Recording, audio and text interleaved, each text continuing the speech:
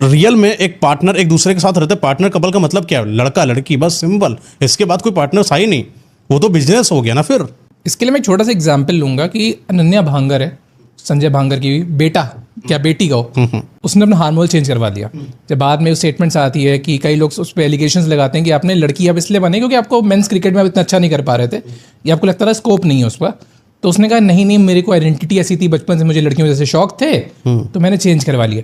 इसको आप hormonal imbalance बोलोगे कि इसको नामर्द बोलोगे? देखिए हार्मोनल इम्बैलेंस ही इसको बोला जा सकता है, क्योंकि नामर्द या मर्द वाली इसमें कोई बात ही नहीं, क्योंकि जब वो लड़की बन गया तो जाहिर सी बात है मर्द वाला खत्म ही हो गया, एंगल ही खत्म हो गया, वो लड़की की तरफ ज़्यादा ही सम्मोहित है। इसको बोला जाता है इन्फीरियोरिटी कॉम्प्लेक्स के हिसाब से इसको ज़्यादा इंट्रोड्यूस करते हैं। उसके अंदर इतनी कमियां आ गई, वो लड़के के रूप में जब बेहतर नहीं हुआ समाज में आने के लिए, उसने देखा कि कई सारी लड़कियां आगे जा रही, तो क्यों ना ऐसा करें, हार्मोनल डिसबैलेंस कर लेते हैं। जो अपने अंदर के ओन हार्मोन से उससे तो मजा आ ही नहीं रहा है, चलो चेंज कर लेते हैं। जैसे लड़कियां फिलर कर लेती हैं, बोटॉक्स वगैरह करा लेती हैं, जिससे उनकी जो बॉडी है एक अलग तरीके से उभार लाती है, जो लड़कों को बड़ी पसंद आती है। उस तरीके से उसने अपने कैरेक्टर और उसने अपने बॉडी को दोनों को चेंज करा होगा।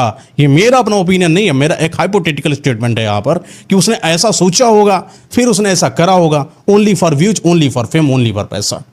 तो ये सब पूरा एक फेम और उसके लिए एक पर्टिकुलर प्रोपेगेंडा बनाया जाता है ऐसा? बिल्कुल सही बात है। एग्जैक्टली।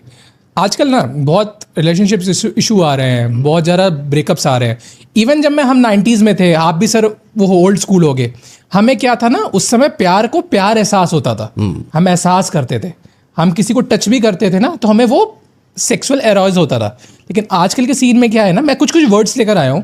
जैसे आजकल सीन्स में ये बहुत हो गया है, सिचुएशनशिप हो गया है, फ्रेंड जोन हो गया है, गोस्टिंग हो गया है, स्लाइड इनटू डीएम्स हो गया है, टेक्स्ट रिलेशनशिप्स हो गए हैं, ब्रेड कम्बलिंग हो गई, कैट फिशिंग हो गया, ब्रेड कमिंग, हाँ सर, फ्रेंड्स विद बेनिफिट्स हो गया है।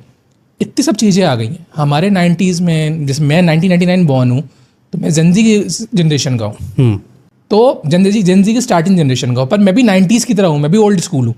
इतने सारे वर्ड्स आ गए सोसाइटी में, क्या ये ठीक है? और इन पे आपका पर्सपेक्टिव क्या है? देखिए अपने अपने हिसाब से जिन्होंने अपने रिश्ते को बना लिया, पहली बात तो रिलेशनशिप नाम की कोई चीज़ थी नहीं, या तो मैरिज थी या तो अननोन थी, ठीक है, या तो लव मैरिज थी या तो अरेंज मैरिज थी। हमारे यहाँ समाज में सबसे पहले लव मैरिज हुई है, अरेंज मैरिज का कॉन्सेप्ट बाद में आया कि हमने अपनी सहूलियत के अनुसार अपने लड़के लड़की को जहाँ मुझे सही लगता है वहाँ पर मैं भेजूंगा, कि ये मेरे देख रेख में रहे, चाहे उसमें लड़की की रजामंदी हो या फिर ना हो। Love marriage to arrange marriage यहाँ पर देखने को मिला, किस तरीके से अरेंज मैरिज ने तबाही मचाई है समाज के अंदर, यह भी देखने को मिलता है। साथ ही साथ आप अभी बता रहे सिचुएशनशिप के बारे में। सिचुएशनशिप क्या है? ये कोई टर्म होता है कि आपकी किसी के साथ बन रही है और किसी